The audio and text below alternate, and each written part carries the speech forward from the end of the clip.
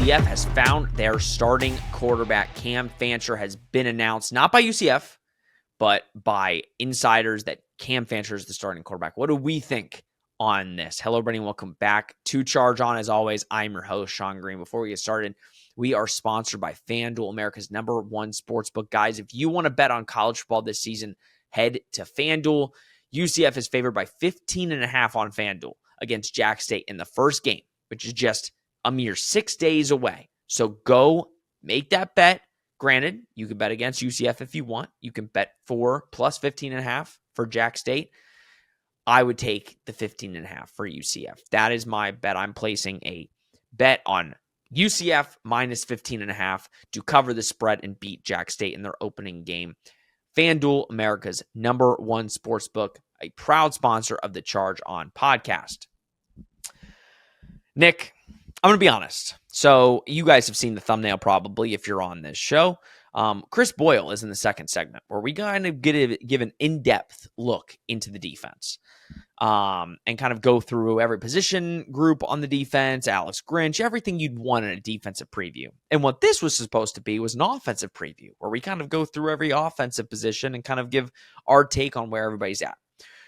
It's Thursday night. You're watching this on Friday. I'm sunburned. I played golf today, and I look really bad. I look rough. I filmed Chris's earlier in the week, so I look a lot better. And Cam Fancher was not announced by UCF today, but it was reported, and I think those of us who do hear things around the program and have people that we kind of trust in the program, that's what we've been hearing for weeks, and we've kind of said it on this podcast, that Cam Fancher was announced. But before we get into that, Nick Geddes, my usual co-host. No special guests. I know we've been having special guests on. I was honestly, Nick, and if you saw in the thumbnail, Nick has his little picture on the thumbnail because I wanted him to have his picture. Even though he's the co-host, I just put his picture up there. But how are we doing tonight? It is a late night for us. It is a late night. We both had our own little functions to take care of here on what is a Thursday night that we're recording. Yeah, you said it. You jumped on the stream, and I was like, you look a little different tonight. Yeah, you look a little red. Not gonna lie. Yeah, for our audio listeners, I would just head to YouTube. It's not good. I mean, as you guys know, I'm a redhead, and it's not good. I mean, it looks really rough, but we're gonna power through it. We're gonna power through. Yeah, before we get to the big news, obviously we are 1 week away, if you can believe it. We have, of all this offseason we've had, all of this change, we are finally 1 week away from playing the real games, and I am very excited about that. I think everybody is. We're just ready to start this season finally. We're all settled. Our plans, to be on campus for all these home games this year, and I'm sure we'll have some announcements in this soon for the pregame and stuff like that. So I'm sure you'll have some updates on that for sure. Yeah, luckily we are credentialed again this season. That's, again, a big shout out to you guys. We wouldn't be credentialed if nobody watched. So that's huge for us. Pregame, postgame, we could talk about that more at the end of the episode, just kind of giving you guys a rundown. But schedule's going to be different next week. So we'll give you guys an update on that as well after this episode. Or technically not. We should probably we'll give the update now because we closed the show with Chris Boyle. Next week, our episode will be dropping on Tuesday. Big intro for us right now, 4-minute intro. But for the Jack State preview, that'll be next Tuesday. That'll be when that drops. So 2 days before the first game.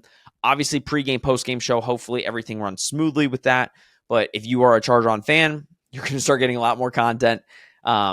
I was going to say a lot more content than normal, but we've been pushing out content. So be on the lookout for that. But let's get to the big news, which hasn't been officially announced, but I think we can safely assume and announce that Cam Fancher is going to be the starting quarterback, at least, for UCF's first game against Jack State. Now, we've kind of been talking about this the last couple of weeks from our conversations with even Brandon Helwig, even before that we've been hearing that Cam Fancher has been impressing, and we've been hearing and seeing that Cam Fancher really has kind of not separated himself, but I think the word we've been using, Nick, is consistent. He's been the most consistent quarterback which makes sense since he has started the most games. I think he started 26 college football games, and that he was kind of just leading the charge. And then things kind of led into that where you would see certain clips where he would get trotted out there as quarterback one. You hear some things on Taven that maybe you're not necessarily loving about where he's at in the process. But before we get into all of that, I just want to get your thoughts. If Cam Fancher on Monday is announced officially, it's obviously on social media platforms and all that he's going to be announced. But if Scott Frost announces officially on Monday that Cam Fancher is your starting quarterback, what are your thoughts? I mean, if anybody's been paying attention to these multiple camps that have gone on over the offseason, and obviously this camp that's going on before the season starts, this isn't the most surprising outcome necessarily. We talked about it on last week's show, how he was running with the ones during an open portion of practice that the media was able to see. And listen, how much you could glean from that, I don't know, because I'm sure they probably were doing a rotation, right? It was just notable that Cam started with the one. So it's not surprising from that standpoint. But if you go back 9 months ago when he was brought in, yeah, it's a little surprising. It's surprising from that standpoint because, I mean, let's just face it. When Cam Fancher came in, we were just like, oh, they're just bringing in an extra body, a guy who at least has played a little bit, and, he'll just sort of be a guy that's in the room. I don't think me or you or really anybody thought, oh, yeah, Cam Fancher is going to seriously compete for the starting job. We were thinking it's going to be Taven, and if not Taven, then it's going to be Dylan Risk. And if something happened to those guys, then maybe Jakari Brown. And obviously Dylan was the first one to go when he hit the transfer portal, so it became a three-man race. And I'm so sorry here. I'm getting the hiccups. I'm having hiccup gate again. Remember last year? We love the hiccup gate from Nick Geddes right here. Oh, the my hiccup God. Gate. Oh. Goodness gracious. He's going to get it together, folks. I got to get myself together. I cannot do another season of this again. He's really excited about Cam Fancher's quarterback one. That it's taken his breath away. It's surely got me. Oh my goodness. There we go. While this Nick show is off the rails. While he's doing hiccups, I'm trying to find our text that Nick supposedly said that I sent. So let him try to get through this while I'm looking up our text. Oh my gosh. The only thing I can do is laugh now because, again, if you were watching this show a lot last year, this was a running thing that every show I would get the hiccups immediately when I would start talking. It's the most annoying thing ever. Oh my gosh. I'm going to try to power through. We got to power through. Power through it. Goodness. Anyway, it became a three-man race, and just sort of the stuff we were hearing all offseason, it sounded like the players had a lot of confidence in Cam, and they were kind of the first ones to sort of talk him up, oh, don't count out Cam. He's looking really good out there, and we have a lot of confidence in him. And I think that's when we first decided that, hey, we got to take a look at this. And momentum just sort of built, and here it is. He's going to be the day one starter. So a couple things to keep in mind. He's got 26 college starts under his belt between Marshall and FAU. Not the greatest teams in the world, especially last year's FAU team. And I know the numbers don't exactly jump off the page. Again, I'm so sorry. But he's a dual threat quarterback, and we know that based on what Scott Frost's system looked like before, it definitely caters to the dual threat and being able to use your legs. And that's an element of the offense last year when KJ was quarterbacking, and obviously when Dylan was quarterbacking, that you really didn't have. And now you're going to get it with Cam Fancher. So it sounds like it's a nice marriage between the two. And FAU's offensive line last year, keep in mind, they allowed 133 pressures. 133. For context, UCF's offensive line last year allowed 81. So that's a pretty big gap between those two offensive lines. Obviously, UCF's offensive line outside of Paul Rubel is completely remade this year. But I think you're sort of banking on the fact that, okay, he's got some experience, he's got some tools, there's sort of an idea of what you can expect when he goes out there. I think the offensive line he plays behind here at UCF is probably going to be better than the one he played behind at FAU, where he was constantly facing pressure and everything like that. Even though the skill positions at UCF are a little bit of a question mark right now. You have confidence that those guys are going to be better than what he played last year. And of course, the play calling is going to be better than what he played last year. And the most important thing I like about this, and we've been sort of talking about, the philosophy of this staff versus the last staff, is they're not feeling pressured to start somebody just because of how many dollar signs are next to their name. I don't know this for sure. I can only speculate, but I'm going to assume that Taven Jackson makes more money than Cam Fancher. I'm going to assume that even Jakari Brown might make more money than Cam Fancher. But at the end of the day, this staff was consistent that it was a clean slate, and they were going to allow these guys to all go out there and have an even chance to earn this job, and Cam Fancher did that. And Scott Frost is a bright offensive mind. Mackenzie Milton is a bright offensive mind who has been around some really good quarterbacks. Hello, Jordan Travis. Hello, Dylan Gabriel. Hello, Hendon Hooker. He knows he knows a thing or two about quarterbacks. So I have to trust that those two guys in particular feel that he's the right guy, and we have to go with it. We have to see what happens. And at the end of the day, the first 2 games of the season, I don't want to call them layups because I don't think Jacksonville State is necessarily what I would call a natural layup like New Hampshire was last year, but it's definitely lesser competition, and it's a good, sort of start for him to get to see what we have here before you get to the big game, and that's North Carolina in week 3. All right, I'm glad you all got to hear Nick give his insight with the hiccups. Sprinkled again. In there. I apologize completely. I did my best to get through that. So I just looked through our texts. I think Nick misthought because I looked through our texts. I'm being honest, folks, and I'm going to go find the text. You can look for the text as I'm talking. He committed on December 20th, just FYI. Full transparency. There was no text sent where it was like shocking. I think he's probably going back to the pod where I kind of ripped it, and I was basically saying this people throwing a fit about it. There's no way he starts. He's not good. Which I will play that clip on Tuesday. I wasn't expecting it to get announced before Monday. I was expecting it to be announced officially on Monday. I didn't think it would leak, but it was. So while Nick's looking for the quote unquote text that I sent, I kind of want to give some of my initial thoughts. And I'm going to be honest, most of these thoughts I have kind of already said for the past couple weeks. It's very simple. Scott Frost didn't just go with the guy they paid the most money to. And I think people can be nervous. I think people can be have some trepidation a little bit. And I've been using that word a lot. Because at the end of the day, you have a bunch of quarterbacks and you expected one to start because he got paid the most money. And he's not. And there's a chance that on that opening day roster, that quarterback that's making the most money is quarterback 3. Now, some of you will be annoyed with that. Some of you will say that money could have been used to improve other facets of the team. That money could have been used to pay a different quarterback that maybe would have been better.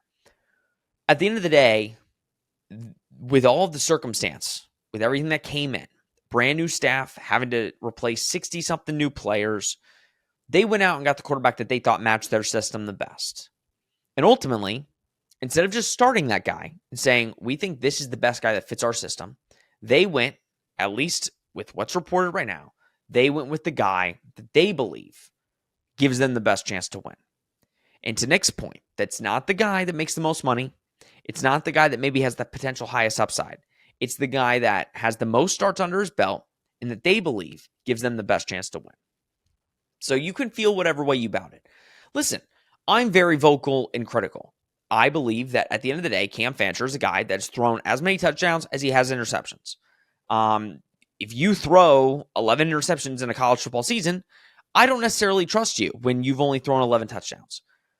But to Nick's point, on the offensive line front, it was one of the worst in college football. When you watch him play, he does make elite plays. The consistency factor is where if you're a UCF fan, you hope that the reason he is the starting quarterback is because he is the most consistent out of the 3. What made Jakari good is because Jakari could run over teams. Running quarterback. But when you asked him to throw, he couldn't do it. So what are teams going to do? They're going to load the box. They're going to do whatever they can to stop Jakari and force him to throw the ball. Taven Jackson, if you go back and watch the tape, yes, in my opinion, I believe out of all of the quarterbacks, Taven is the most gifted and talented that you see it. If you watch him throw a football, he's the most gifted. He can also run. He's got some burners. But if he's not consistent, and if Taven is very up and down, and he's not running the offense the way that Scott Frost wants to run it, it doesn't matter how much talent you have. It's about who's going to give UCF the best chance to get to 6 wins. And I know there's certain people I've seen that want to act like they're these UCF podcasters and UCF people that cover the team that says 6-6s. I've seen some people, and it's very interesting to me. Yes, 6-6 is a good year. Don't play this. I think people that make UCF fans think 6-6 is like bottom of the barrel, I think are ridiculous. Like, as of everything that's happened, I want the people that watch this show to understand that 6-6 would be an incredibly good year for what happened to this team. And if Cam Fancher is the guy that the staff thinks, you can't help but say, you know what? The staff made the decision they think. The staff made that decision. And we're going to see. We'll see within the first 2 games. We saw KJ Jefferson last season against New Hampshire. That was awful. We're like, oh, this is what we're getting. We're getting KJ. This is the KJ we're getting. So that's kind of my thought. My thought is, at the end of the day, I was very not critical. I just didn't think there was an absolute chance in hell that Cam Fancher would be your starting quarterback. But I'd also say 99% of UCF fans didn't believe it. And also to that point, I think that at the end of the day, it comes to if he goes and gets wins. It doesn't matter what we thought. It matters if he goes out and gets wins for UCF. Yeah, and listen, I mean, I said all along that if Taven Jackson, and this was no offense to Jakari Brown, this was no offense to Cam Fancher, but if Taven Jackson couldn't win this quarterback job, to me that was completely on him, because I feel like this staff, I don't know this for sure. This is just me speculating again, and I preface that with what I'm about to say. I feel like they tried to give this as long as they could wait to try to see if at some point Taven could win this job. Would you agree? Yes. I mean, again, you're not paying him to be the 3rd string or 2nd string quarterback. You're paying him to be the guy. Right. I think they dragged this out because they were just waiting for that light bulb to click on him, or something to go, okay, he's figured it out. The consistency is picked up. We can trust this guy that when we go out there, and especially when we get to Big 12 play, that we have full confidence in him, and his teammates, probably more importantly, have full confidence in him. And, clearly that just didn't materialize, or they just simply have more confidence in Cam Fancher right now to get the job done. And he's the most experienced of the 3 quarterbacks. And so at the end of the day, whether or not we feel UCF's expectations is just try to get to a bowl game, that's not what the staff is thinking. The staff is thinking how any other staff would think. We want to get to the Big 12 title game. That should be the mentality, and that absolutely is the mentality. And they feel Cam Fancher, at least right now, gives them the best chance to win. So, I'm not out there at practice every week and seeing all these guys. I'm not in the meetings and the film rooms, stuff like that. They are. And they're the ones getting paid the big bucks to make this decision. So if they feel Cam's the guy, well, guess what? Cam's the guy. And you mentioned KJ Jefferson. I saw people saying today, on social media, well, he can't be worse than KJ Jefferson. And that's probably true. I don't think it can get worse than that. Okay. So let's just roll with it.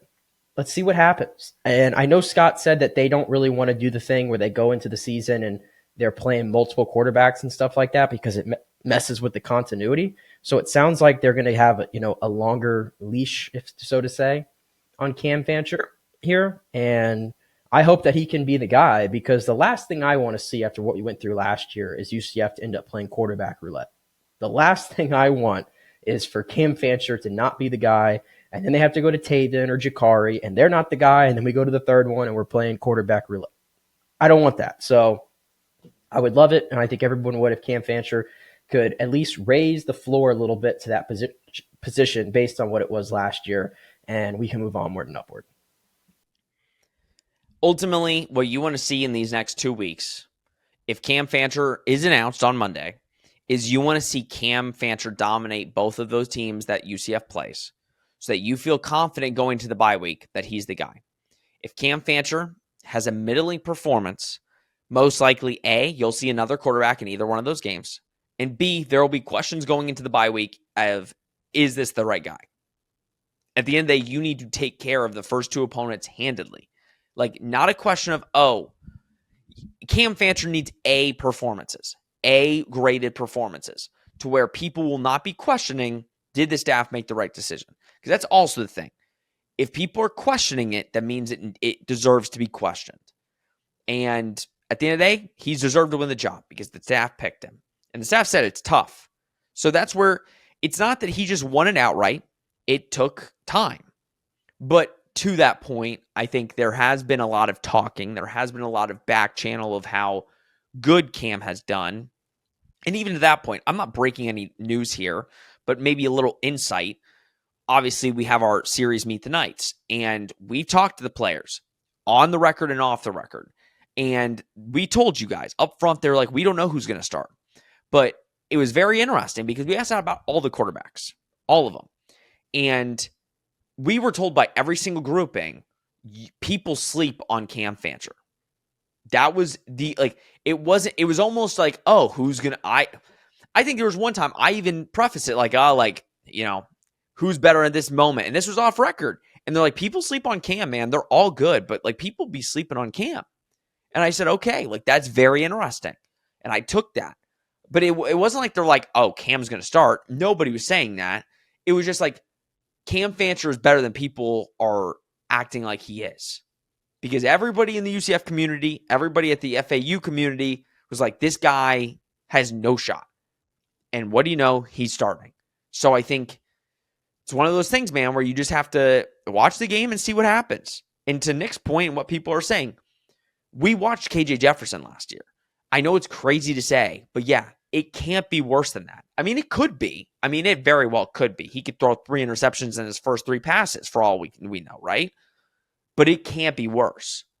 So, to that effect, and this also basically confirms to me that UCF is going to be a really run-heavy team. I think this is going to be a really run-heavy team. I think you're going to see a lot of Miles Montgomery. I think you're going to see a lot of Jaden Nixon too, and some of the packages that they can create for that young man. And obviously the dual threat ability that Cam Fancher can provide to you, given the uncertainty that you have at the wide receiver position, is going to be a really run-heavy team, I think, this year.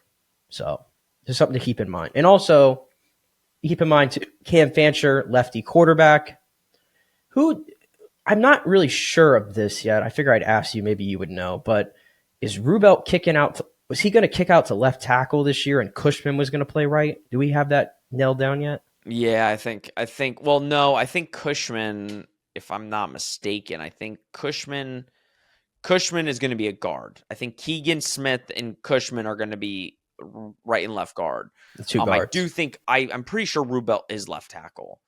Who's playing right? It's a good question. I'd have to look it up. I've got it in notes. By the way, it's late. I've been traveling, so yeah. I'm just off the top of my head. I'm just bringing that out there because obviously whoever ends up playing right tackle, the offensive it's a little line bit will more be better than what he had at FAU. Yeah, but whoever's playing right tackle obviously is going to have a little bit more responsibility with it being a left-hand quarterback. But at the end of the day, football has evolved so much. I mean, everybody plays a big responsibility, but just something to keep in mind. Well, that's going to do it for the offensive portion, which I'm sorry. For those of you who wanted a more in-depth, I apologize. I think there are other charge-on episodes where we kind of go a little bit more in-depth. And I looked last year, Nick. I looked at this time last year to see kind of like what our usual video is the week before the season. What do you know? It's like we're doing our record prediction, like our actual like official record prediction. We're not doing that this year. Partially because I think we realize our expectations are so low and we don't actually know what the hell is going to happen that there's no point in doing it. We'd rather talk about who's going to be quarterback 1 and what this team's actually going to look like than doing a record prediction. But any final thoughts before we throw it over for the defensive breakdown. Like I said, I'm excited that we have this quarterback position that's finally at least been settled. We think we're going to get that announcement on Monday when Scott Frost takes to the podium. I'll be there. I will be there. I'll be there on Monday. Yes, Sean will be there. That's going to be great. And then, like I mentioned, can't wait to get out there on Thursday. I'm coming in early. I have not been to UCF's campus since the Utah game last year. The last game of the season. Last game of the season, and it was really cold and rainy, if I recall. So excited to get back there. And yeah, I'm hoping to see a full bounce house on Thursday with all this renewed energy within the program with Scott Frost's arrival. And I can't wait to see everybody else there as well. So, and like I said, we'll have something figured out for the pre-show coming soon. Yeah, pregame show. It might not be able to do it for the first week, but if you are 20-something minutes in and you are a big fan of Charge On and you want us to live stream from your tailgate, please DM me, comment down below. We do need to have power. That's also the little caveat. If your tailgate spot has, we do need some power, unfortunately. So if you have any power near you, we have new technology this year for all of our shows. Yeah, we do a little new technology. Little new technology. We'll see if it works. I mean, there's a chance it doesn't work. But if you have it's gonna work. We hope. But if you have a tailgate spot and you would love Charge On to do their pregame show, then just DM me, reach out. If not, our first game, we will be doing it just outside the bounce house. So let us know below. All right. That's going to be the offensive portion. And basically by offensive portion, I mean quarterback talk. We're going to talk some defense. This is my conversation earlier that I had this week with Chris Boyle. I hope you guys enjoy it. We're 6 days away. So this will be the talk with Chris Boyle on defense. Thank you, guys. And like I said, we have Chris Boyle here from the Daytona Beach News Journal and USA Today Sports Network to break down this UCF defense with just 6 short days away from the 2025 season. Chris, first time on the pod. Obviously, we see each other a lot, obviously at practices and such, but how are you doing? Thanks for coming on the pod. Sean, I am smiling through it all. I can't believe this is my life. I've covered this team for 4 years now, and I've finally been invited on the Charge On podcast. What an honor to speak to a fellow Oviedo High graduate, home of champions and scholars. Let's do it. Damn straight. Oviedo High, best high school in the state. And as we said, it produces the best podcasters and writers. So that's something that we allegedly. Allegedly, we hope. But let's get into this UCF defense a little bit. Obviously, again, like I said, 6 short days away from kickoff. Alex Grinch is a name that I've asked a lot of the people we are friends with about, and a lot of fans, not just UCF fans, but college football fans in general, have a lot to say about Alex Grinch. He's kind of been. If you thought Scott Frost got a lot of hate, just wait until you hear about Alex Grinch. It seems like, Chris, the last, ever since spring, really, there's been a lot of confidence in the defense. And that's surprising with just how much negative volatility there is against Alex Grinch. Do you think that the scheme is what's kind of working for this UCF defense, or do you think the talent that they brought in is kind of what is getting people in the building maybe a little bit more confident? I think it can be both, and I think the lightning rod aspect of Grinch has been really remarkable. I mean, when he got hired, it was quite a reaction that it generated, and not a lot of it was positive. And I mean, it's not difficult to remember back in November 2023 when he was let go at USC that the Trojans ranked 119th nationally in yards allowed per game and 121st in points allowed per game. So there's rightful skepticism as to whether or not he's the right guy to be in charge. But I also think that it's been overblown. I think that there's a guy that has had success and has coached some pretty good defenses in the past, defenses that have taken away the football. And I think that could be a real strength for UCF this year. They have a lot of players in that secondary in particular that have ball skills. So if they can generate the pressure with the front four like we think they might be able to, then there's going to be opportunities to be had to go get the football. And you look at what Phil Dunham's done the last 2 years with 6 interceptions. You look at Damari Henderson potentially coming back and what he was able to do at the tail end of 2023. Braden Marshall's got a pick in each of his first 2 years with the team. Antoine Jackson's made highlight reel interceptions throughout the course of fall camp. And Jaden Bellamy's got 3 picks to his name as well. And I think that's going to be your starting secondary. Of course, that's fluid, and there could be other players that cycle in regularly, but there's players there that can go get the ball and do things with it. And like I said, I think if they're able to win on early downs, I really think that the expectation, it's not the sky's the limit, but I do think there's a very high ceiling for what this defense can do just based on the pass rushing talent that they have, and maybe the pressure they can generate with just 4 guys. You talked about the pass rush talent. And obviously, people know an Alex Grinch defense. It generates a lot of pressure, but it goes up and down sometimes, right? This UCF defensive line, it seems a lot of people have a lot of confidence in it. I've been skeptical about the depth necessarily. I think they've got a lot of good pieces, but I'm a little nervous about the quality of depth besides the starting front. What do you see from this defensive line that it seems like a lot of people are very, very confident in? Yeah, I think the first 6 guys or so, I think are unquestionably good college football players, right? I think when you look at Malachi Lawrence and Nigel E. Kelly, you're looking at 10.5 sacks and 2 guys that started virtually every game last year. John Walker was a freshman All-American 2 years ago, missed all last year with a knee injury, but can really push the pocket as a defensive tackle. Horace Lockett gives you that size and that ability to potentially stop the run and create some havoc in the opposing run game. R.J. Jackson is kind of the opposite physical profile, but can certainly get after the quarterback as well and get into the backfield and make things happen. And then Sincere Edwards, I think, can be utilized on third down, potentially on an inside rush, or you come off the edge on early downs as well. And we didn't even mention Isaiah Nixon, who had a sack last year too and played quite a good number of snaps. So I think the first 6 or 7 names on the list, if those guys stay healthy, I think you're in good shape. It's behind that where you do see a pretty substantial drop off, and that's not atypical across college football. Like you need, if you're not the Georgias, the Ohio States, the teams with just overwhelming amounts of depth, you do need your best players to be on the field.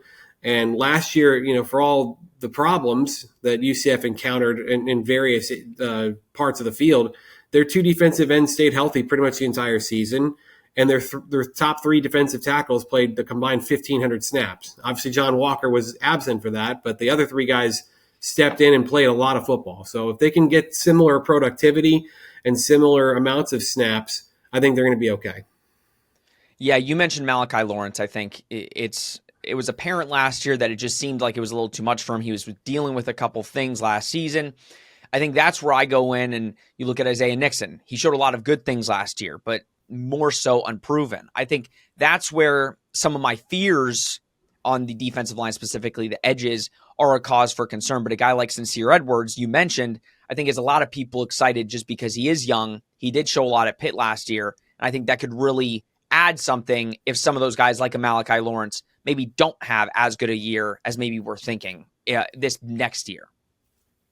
Yeah, those 4 guys combined for 16 sacks last year. And you think about it, their sack troubles persisted for the first half of the season. The last 4 games when Addison Williams took over as defensive coordinator, their sacks and tackle for loss numbers took quite a big jump. And if they can carry over the way they finished last year with this new staff, I think that kind of gives you confidence that it can be an overall better season and that this unit can potentially carry the team through the first few weeks of the season, because you are having a lot of offensive turnover, and there's still the big question mark at quarterback, at wide receiver, and to some degree on the offensive line as well. So they're going to need the defense to be able to win them a game or 2 out of the gate here. I want to group, I know this is not something I usually group or anybody usually groups, but linebacker and secondary. Sure. Linebacker has been a position that UCF has really struggled to really get right for at least the last 3 years. And it kind of seems like UCF went into the portal at linebacker, and you feel confident that what they got is going to be able to produce. The secondary was kind of one of those things where they went into the portal, grabbed a bunch of guys, and that was the maybe cause for concern heading into spring was, does UCF have enough in the secondary to be able to compete against some of these teams in the Big 12? Are you now almost post fall camp and going into the season, are you more confident in the secondary or the linebacker position heading into the first game? I think it's me. I think it's probably the secondary, just because I think we've seen a lot of these guys play a pretty good amount of college football. Lewis Carter, I think, is a really exciting player at linebacker. He's not been a starter yet. He's played 25 games at Oklahoma, hadn't started one of them yet. But I do think he's got all the talent and that kind of heat-seeking missile quality that you really like out of a guy to stop the run. His metrics at Oklahoma in limited snaps were quite good. And then I think it's a good compliment to play him with Kelly Lawson, who's really rangy. He's got, again, an entirely different physical profile at 6'4", can drop back into coverage, can help you potentially off the edge, can blitz. I think it's a good combination, a good chess piece to be able to move around in different ways. The big question I'm going to have is just the tackling. I think the tackling has really been a letdown for UCF in the secondary, especially getting guys on the ground, preventing chunk plays, and we'll see how that translates with this, especially with the group of safety. I think those guys have to show that they can not only take the ball away and make plays in coverage, but also prevent third and easy situations. If they can keep teams into 3rd and 7 and longer, it allows the strength of this defense to potentially kind of shine. You mentioned a couple guys in the secondary, right? Antoine Jackson, Jaden Bellamy, Philip Dunham. Those are 3 guys that it seems like you've mentioned are going to have a big role this year, and they've proven it in spring and now fall camp. Is there a little bit of trepidation to, assume that that's going to carry over into the season? Because again, these are guys that didn't jump off the page necessarily at their former schools. They had some good production, but a guy like Philip Dunham, for example, was at FAU, didn't jump off the screen and say, this is going to be a starting caliber player for UCF. But then you look at camp and you see what he's done and you're like, this is a starter from day one. So is there some trepidation that these guys are going to be able to carry it into the season? To a degree. I mean, again, Jackson was injured. I mean, he's had off-season hip surgery, so we didn't see the best of him. He is a younger player, but he steps into a much larger role vacated by Chasen Johnson, who is a player that started the final month of last year and was expected to be their starting corner at the end of the spring. So I do think there's a little bit of trepidation in the idea that some of these guys, just because they're doing it well against their own players or just because they're doing it in practice situations, it doesn't necessarily translate. But likewise, I mean, they made a bunch of additions last year on defense, and you think about some of the guys that helped them right away. Mac McWilliams, I mean, did anyone foresee Mac McWilliams this time a year ago being a 5th-round NFL draft pick? I'm not sure. I mean, I think he came in and was an unquestioned starter right away on the boundary and gave you everything he had and everything that you could ask for as a experienced transfer.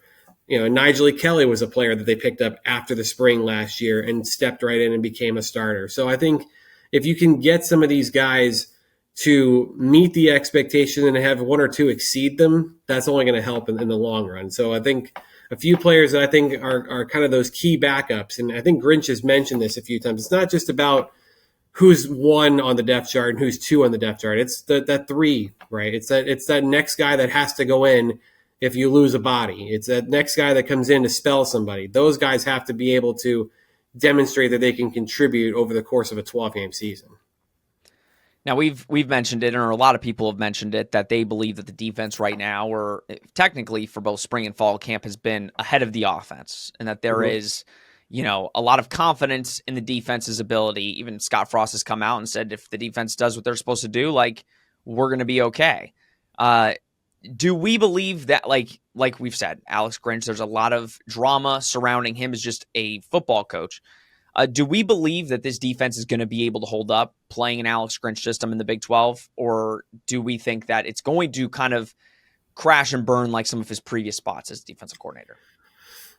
I don't think it's going to be a crash and burn situation. I wouldn't go so far as to say that. I do think that it's going to take some time, and when you're playing the kind of teams that they're playing in this on their schedule. I mean, there's some continuity at a lot of these spots, right? Their first Big 12 game is Kansas State with an experienced quarterback in Avery Johnson, who's been in the system for 3 years, and a team that's consistently churned out quality linemen and quality running backs in that time span as well. You're looking at Cincinnati now with an experienced quarterback in Brendan Sorsby, and Baylor, Texas Tech, BYU. Some of these teams are expected to contend for the league title down the stretch. So I don't know if it's a matter of what your expectations are. I think if your expectations are that they're going to go shut everybody out, no, that's not going to happen. If your expectations is that they're going to hold teams under 35, sure. I think if you want to, and that should be easy. But I think most weeks, if you can keep your team in the game, and I think the biggest thing for Grinch's defense when they've been successful is winning the turnover margin. If they can consistently take the football away and give the offense the offense an easier time and shorter field to try to score, that's only going to help you. All right, my final question. I kind of been asking everybody this just because I think last year there was a lot of expectation. There was a lot of things that we were assuming would happen, and obviously it did not happen. This year, the expectation is really low. But I think a lot of people that are around the team like you are and I am are maybe pleasantly surprised about what we're hearing, maybe what we're seeing.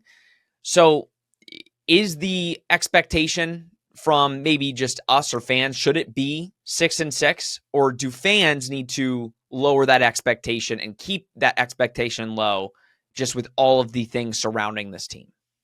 I think bowl eligibility is a realistic expectation. I don't think that's much of a stretch to say that. I think you can look at the schedule and virtually every game after the first two, which are games they should win on paper, you see probably 8 or 9 toss-ups. I think when you look at it, like there's not a lot of teams in a lot of situations where you just look at it and you say UCF is vastly inferior to this team. I mean, even Cincinnati is a game they could have easily won last year. That's probably I would say on paper, their easiest road game.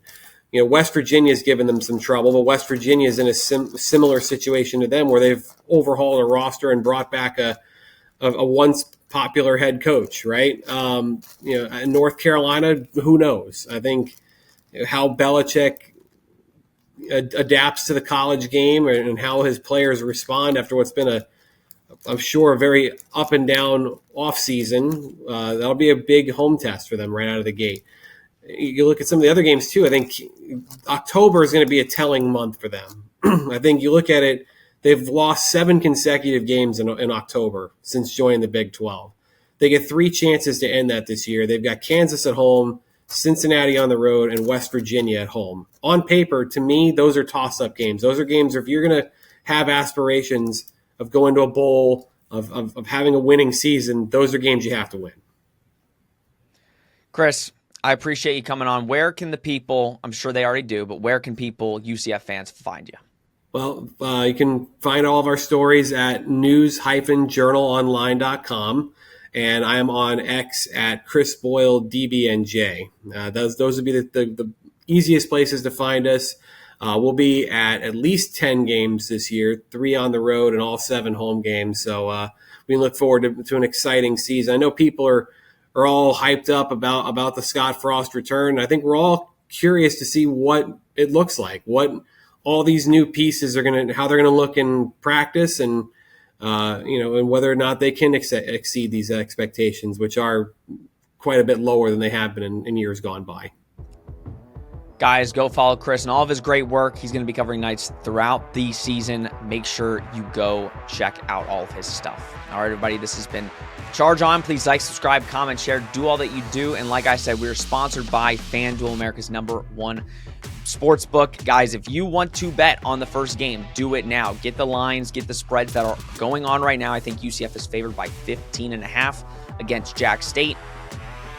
I don't like the line. I've said it. I do not like the line because usually those lines in the last couple years with the favorites, there's a lot of upsets in those moments. And Jack State is no pushover. But definitely go out and check FanDuel out and make your bets for UCF this college football season.